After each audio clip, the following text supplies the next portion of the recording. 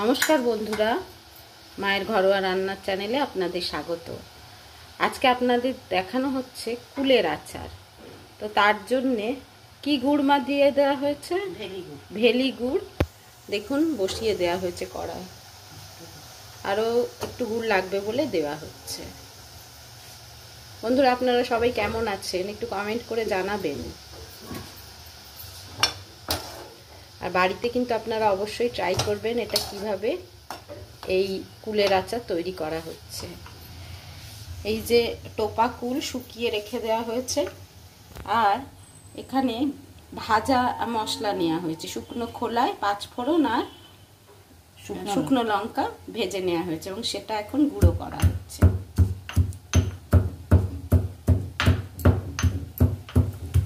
বন্ধুরা, চ্যানেলটি ভালো লাগলে অবশ্যই লাইক শেয়ার কমেন্ট করে পাশে থাকবেন এবং সাবস্ক্রাইব করে নেবেন।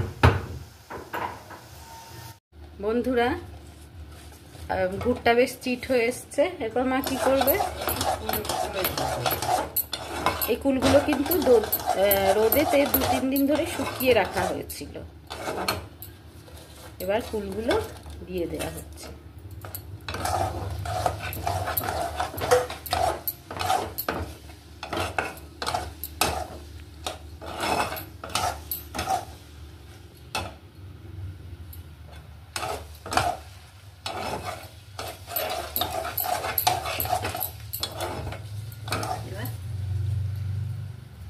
এর মধ্যে এবার একটু নুন দেওয়া হবে, সামান্য পরিমাণ একটু নুন দেওয়া হবে, তাহলে মিষ্টতা যেটা সেটা কিন্তু ভালো থাকবে।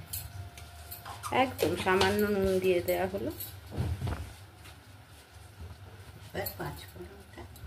এবার ওই ভাজা মশলা, শুকনো খোলা যে ভাজা মশলা বলা হয়েছিল সেটা দিয়ে দেওয়া হবে।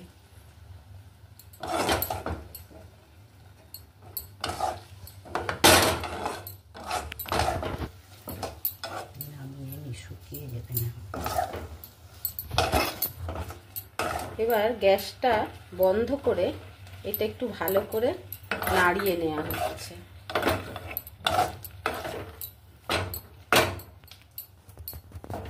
খুব সিম্পল ভাবে বন্ধুরা এই কুলের আচার কিন্তু তৈরি হয়ে গেল।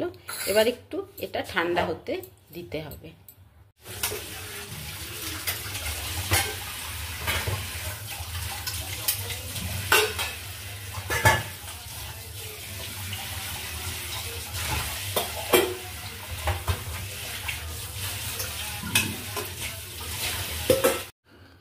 বন্ধুরা, এই কুলের আচারটা দেখুন একদম পুরো ঠান্ডা হয়ে গেছে। এইবার মা এটা কাঁচের বয়ামে তুলবে। কাঁচের বয়ামে রাখারই চেষ্টা করবেন, তাতে কিন্তু আচারটা ভালো থাকবে।